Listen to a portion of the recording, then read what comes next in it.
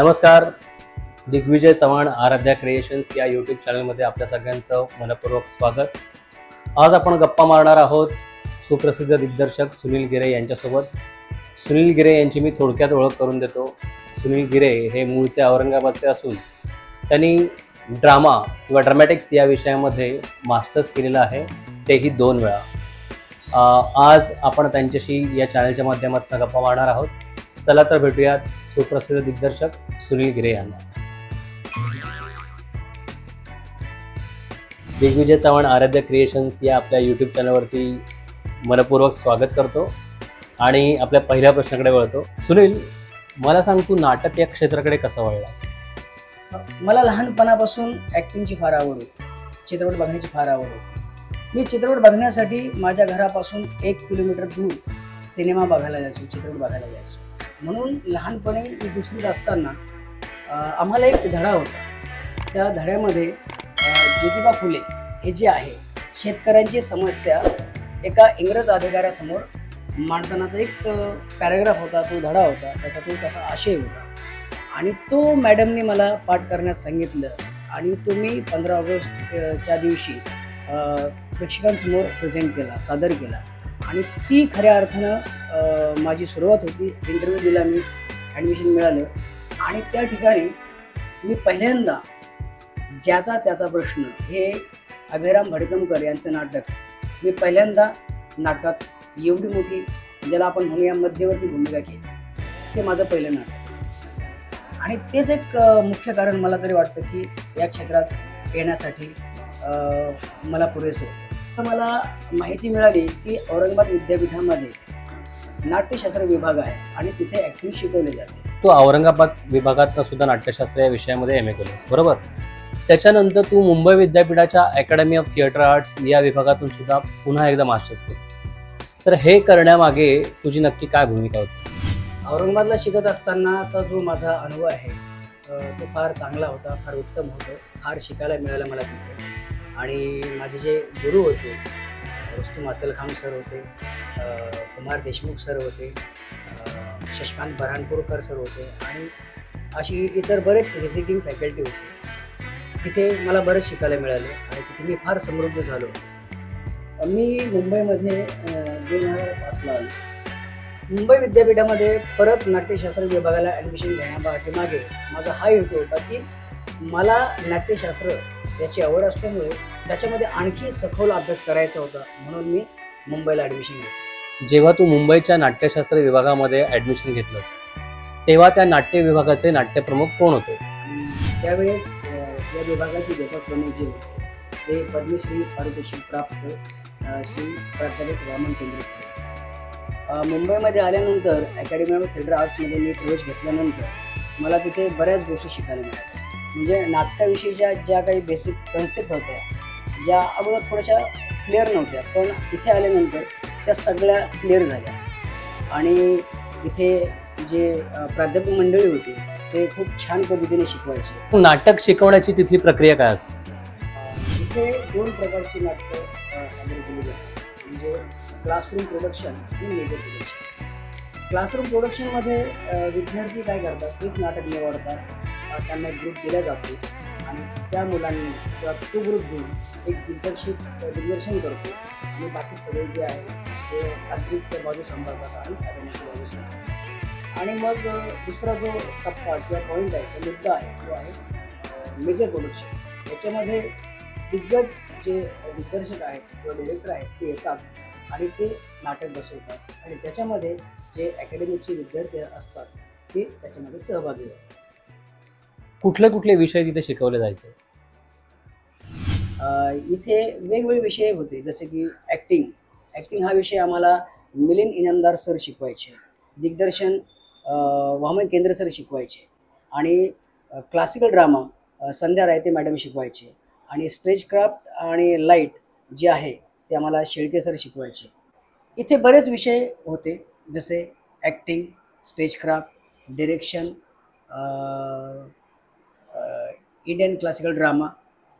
आम्हाला ॲक्टिंग हा विषय मिलिंद इनामदार सर शिकवायचे. नाट्यशास्त्रामध्ये ॲक्टिंग, दिग्दर्शन, रंगतंत्र, ज्याला आपण स्टेज क्राफ्ट म्हणतो, क्लासिकल इंडियन ड्रामा, आणि हे विषय शिकवायला वेगवेगळे प्राध्यापक मंडळी असायचे. जसे ॲक्टिंग शिकवायला आम्हाला मिलिंद इंगळकर सर यायचे. त्यानंतर जे स्टेज क्राफ्ट होतं त्याच्यासाठी शिवदास होडके सर, जे स्पेसिफिक आम्हाला सेट डिझाईन शिकवायचे. आणि शेळके सर जे होते ते बॉडी मुवमेंट आणि लाईट्स आणि मेकअप शिकवायचे. आणि प्राध्यापक वामनकेंद्र सर आम्हाला दिग्दर्शन शिकवायचे. स्टेज क्राफ्टसाठी आम्हाला रामचंद्र शेळके सर यायचे शिकवायचे. आणि Shivdas Hodke sir, specific Shivdas Hodke sir set design शिकवायचे. आणि शेळके सर मेकअप, लाईट आणि बॉडी मुवमेंट शिकवायचे. आणि संध्या मॅडम ज्या होत्या त्या आम्हाला क्लासिकल इंडियन ड्रामा शिकवायचे. वामनकेंद्रे दिग्दर्शन आणि विजय केंद्रे थिएटर आर्किटेक्चर हा जो विषय होता समजायला थोडासा अवघड होता, पण हा विषय आम्हाला जयदेव हातंगडे सर शिकवायचे. असे बरेचसे जे व्हिजिटिंग फॅकल्टी इथे यायचे आणि आम्हाला शिकवायचे. नाटकाचं प्रशिक्षण दिलं जातं ते कशा पद्धतीचं असतं? इथे 2 प्रकारची नाटकं सादर केली जातात, म्हणजे क्लासरूम प्रोडक्शन आणि मेजर प्रोडक्शन.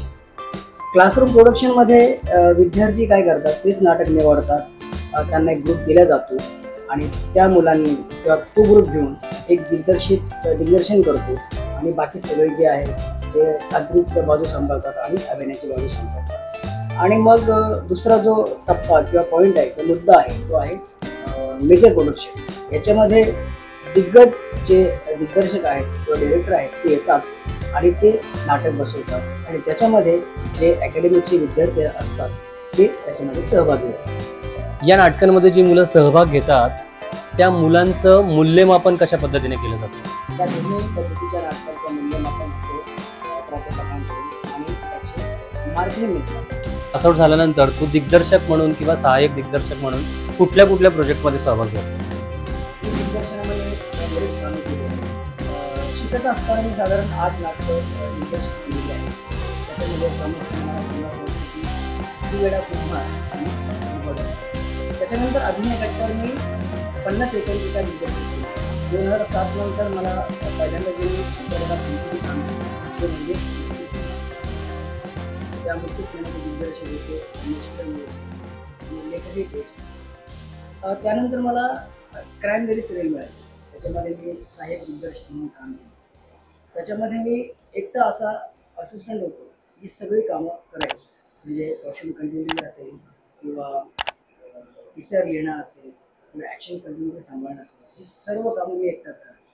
त्याच्यानंतर मला एक हिंदी सिनेमा मिळाला, त्याचं नाव होतं चांद के परी.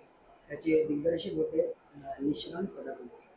तो सिनेमा आम्ही सुरत इथे शूट केला आणि त्याच्यानंतर मग ते काम संपलं आणि त्याच्यानंतर मला लक्ष्मी सिरियल मिळाली आणि त्याच्यामध्ये मी सहाय्यक दिग्दर्शक म्हणून एक वर्षभर काम केलं आणि तिथेही बऱ्याच दिवस मी एकटाच काम करत होतो. कॉस्ट्यूम कंट्रोल असेल, PCR असेल, प्रॉपर्टी असेल, या सगळ्या गोष्टी मी करायचो. असे बरेच सिरियल्स आणि फिल्म मी असोसिएट डिरेक्टरपर्यंत काम केलेले आहे. चांद के परी सिनेमानंतर मी ठाण्यामध्ये किरण नागती यांचा सिंड्रेला चित्रपट याच्यामध्ये मी सहदिग्दर्शक म्हणून काम केलं आणि त्याच्यामध्ये लिखाणामध्ये सुद्धा मी मदत केली होती. या चित्रपटाचे दिग्दर्शक होते किरण नागती सर आणि त्या चित्रपटाचे सहदिग्दर्शक. आणि आपली जी संस्था आहे आराध्य क्रिएशन, या संस्थेने मागच्या वर्षी एक नाटक प्रोड्यूस केलं होतं, त्या कॅनव्हास नावाचं नाटक. त्याचं दिग्दर्शन मी केलेलं आहे आणि त्याचे आतापर्यंत 5 प्रयोग झालेले आहेत आणि वेळोवेळी प्रसारमाध्यमांनी त्याची दखलही घेतलेली आहे. मी आतापर्यंत 5 शॉर्ट फिल्म, ज्याला आपण लघुपट म्हणतो, हे दिग्दर्शित केलेले आहेत. त्यापैकी vanity, road, struggle eagle, bumper of आणि द लॉस्ट मॅन. मी यापैकी स्ट्रगल ईगल आणि बंपर ऑफ या लघुपटांना शॉर्ट फिल्मला बरेच प्रतिष्ठित असे प्रोत्साहन मिळाले आहे. तू 2009 पासून नाट्य प्रशिक्षक म्हणून सुद्धा काम करतो आहेस. आजपर्यंत तू अनेक संस्थांसोबत नाट्य प्रशिक्षक म्हणून जबाबदारी पार पाडली आहेस. तर त्या कुठल्या कुठल्या संस्था होत्या ज्याच्यामध्ये तू नाट्य प्रशिक्षक म्हणून काम पाहिलंस? माझा आतापर्यंत जो काही 15 वर्षाचा अनुभव चांगला आहे. मी गेली 15 वर्षांपासून सलाम बंधू फाउंडेशन या संस्थेशी जोडलं गेलेलं आहे आणि तिथे मी प्रशिक्षण देत आहे. ही संस्था गरीब मुलांना प्रशिक्षण देण्याचं काम करते. तसेच 2010 ते 2016 या कालावधीमध्ये अभिनय कट्ट्यावर मी नाट्य प्रशिक्षणाचं कार्य केलेलं आहे. त्यानंतर 2018 पासून ते आतापर्यंत अंशुल विचारे ॲक्टिंग अकॅडमी कल्याण इथे मी प्रशिक्षणाची जबाबदारी पार करतो. या संस्थांसोबतच मुंबईमध्ये ज्या काही नामांकित संस्था आहेत त्यांच्यासोबत सुद्धा नाट्य प्रशिक्षणाचं कार्य करत असतो. जसे की स्त्री मुक्ती संघटना, नवनिर्मिती जी संस्था आहे त्यांच्यासोबत सुद्धा आम्ही नाट्य प्रशिक्षणाचं कार्य करतो. स्ट्रगलच्या काळामध्ये संयम हा घटक किती महत्त्वाचा ठरतो? सुरुवातीच्या काळात तर प्रत्येक माणसाला संघर्ष हा करावा लागतो, स्ट्रगल हा करावा लागतो. इतरांना जसा करावा लागला तसंच मलाही करावं लागतं. पण या क्षेत्रामध्ये ज्या व्यक्तीला आपलं करिअर करायचं आहे त्याच्याजवळ पेशन्स असणं फार फार गरजेचं आहे. जर तो संयम त्याच्याकडे नसेल तर तो या क्षेत्रामध्ये टिकणं थोडंसं अवघड होऊन जातं. कारण की काय, या क्षेत्रामध्ये आल्यानंतर तुम्हाला आल्या काम मिळेल याची शाश्वती नाही, ती गॅरंटी नाही. मग तुम्हाला संयम बाळगावा लागतो, नवीन कामं शोधावी लागतात, लोकांना जाऊन भेटावं लागतं. जेव्हा काम मिळालं तरच आपल्याकडे काहीतरी पैसा मिळू शकतो किंवा आपलं पोट पालनपोषण आपण कोणासाठी करू शकतो, स्वतःचं पोट भरू शकतो. तुम्हाला कामं नाही मिळाली तर तुम्हाला मुंबईत जगणं थोडंसं अवघड होऊन जातं. म्हणून तुमच्यामध्ये संयम असणं फार गरजेचं आहे. अतिशय महत्त्वाचा प्रश्न घेतो की एका नटासाठी नाट्य प्रशिक्षण हे किती महत्त्वाचं असतं? जे क्राफ्ट तुम्हाला समजायला 10 वर्षे लागतील, पण प्रशिक्षणानं तेच क्राफ्ट तुम्हाला 2 वर्षामध्ये समजायला लागतं. म्हणून प्रशिक्षण फार महत्त्वाचं आहे. माझ्या माहितीप्रमाणे तू राज्यनाट्य स्पर्धा असतील किंवा नॅशनल स्कूल ऑफ ड्रामाचे आदिरंगम महोत्सव म्हणून असतील, त्याचबरोबर नॅशनल स्कूल ऑफ ड्रामाने ऑर्गनाईज केलेलं थिएटर ऑलिम्पिक या सगळ्यामध्ये सुद्धा तू इव्हेंट मॅनेजर म्हणून महत्त्वाची भूमिका बजावलेली असते. मी महाराष्ट्र शासनाचे ज्या राज्यनाट्य स्पर्धा होतात त्याच्यामध्ये समन्वयक म्हणून काम केलेलं आहे. त्याच्यानंतर नॅशनल स्कूल ऑफ ड्रामाचे जे काही आदिरंगम महोत्सव झाले आपल्या भारतामध्ये, महाराष्ट्रामध्ये, त्याच्यामध्ये सुद्धा मी समन्वयक म्हणून कामगिरी पार पाडलेली आहे. सुनील, मला सांग, या क्षेत्रामध्ये ज्या मुलांना अभिनेता किंवा दिग्दर्शक म्हणून पदार्पण करायचं आहे त्या मुलांना तू काय सल्ला देशील? क्षेत्रात तुम्हाला टिकायचं असेल तर सातत्यानं काम करणं गरजेचं आहे. जर तुम्ही सातत्यानं काम केलं तरच तुम्ही लोकांपर्यंत पोहोचू शकता. तुमची एक नवीन ओळख निर्माण होऊ शकते आणि तुम्हाला ती ओळख पुढे घेऊन जाऊ शकते. अभिनयाची सुरुवात करताना किंवा अभिनयाची तयारी करताना तुम्ही लोकांनी बरंच वाचन करायला पाहिजे. नवीन नवीन वेगवेगळ्या धाटणीचे चित्रपट, नाटकं त्यांनी बघायला पाहिजे. या क्षेत्रातली जेवढी काही पुस्तकं आहे ती तुम्ही वाचायला पाहिजे. फॉर एक्झाम्पल, डॉक्टर श्रीराम लागू यांनी वाचिक अभिनय नावाचं एक पुस्तक लिहिलेलं आहे. तर ते पुस्तक नवीन येणाऱ्या पिढीतील तरुणांसाठी आवाजाची एक्सरसाइज किंवा आवाजाचा अभ्यास म्हणून फार महत्त्वाचं पुस्तक आहे. तेही तुम्ही वाचायला पाहिजे. अशी बरीच पुस्तकं आहेत ज्याचा शोध तुम्ही घेऊन ती पुस्तकं वाचायला पाहिजे. तुम्ही दिग्दर्शक होण्यासाठी संयम हा घटक किती महत्त्वाचा असतो? संघर्ष हा तर सर्वांनाच करावा लागतो, तसा मलाही करावा लागतो. कारण इथे आल्यानंतर काम आपल्याला मिळेलच आणि आपण त्यातून पैसा कमवूच असं नसतं. त्याच्यामुळे संयम हा तुमच्याकडे असायला तर पाहिजेच.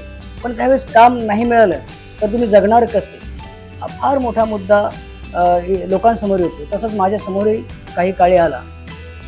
कित्येक वर्ष मी 1-2 वर्ष दुपारी जेवतच नव्हतो. फक्त दुपारी एखादी केळी किंवा एखादा वडापाव खायचो आणि संध्याकाळी मी पूर्ण जेवण करायचो. असं माझ्या स्ट्रगलच्या काळामध्ये माझं चरितार्थ चालायचा. कारण घरची परिस्थिती बिकट असल्यामुळे घरून एवढा पैसा आपण किंवा मी मागू शकत नव्हतो त्या काळामध्ये. आणि म्हणून मला अशी ॲडजस्टमेंट करून इथं टिकणं महत्त्वाचं होतं. म्हणून अशी ॲडजस्टमेंट करून मी माझं जीवन व्यतीत इथे करत होतो. त्या संघर्षाच्या काळामध्ये ज्यांनी मला मदत केली त्याच्यामध्ये तू आहेस, गुरुसमान किरण नागती सर आणि नवीद इनामदार सर आहे, तसेच आपला मित्र आझाद सिंग आहे. या सगळ्या लोकांनी जेव्हा मला मुंबईमध्ये मदत केली त्याच्यामुळे मी मुंबईमध्ये टिकू शकलो. जर यांनी मदत केली नसती तर माझा संघर्ष हा वाढत गेला असता आणि मुंबईमध्ये टिकणं माझ्यासाठी कठीण झालं असतं. धन्यवाद. धन्यवाद. आज वेळात वेळ काढून तू दिग्विजय चव्हाण आराध्य क्रिएशन्स या चॅनलच्या मुलाखतीसाठी इथे आलास. त्यासाठी तुझे मनपूर्वक आभार आणि भविष्यातील वाटचालीसाठी आमच्या सगळ्या टीमकडून तुला खूप खूप शुभेच्छा. मंडळी, कसा वाटला हा इंटरव्ह्यू? आय होप की तुम्हाला हा इंटरव्ह्यू आवडला असेल. जर व्हिडिओ आवडला असेल तर चॅनलला लाईक करा, सबस्क्राईब करा आणि शेअरसुद्धा करा. धन्यवाद. Bye bye.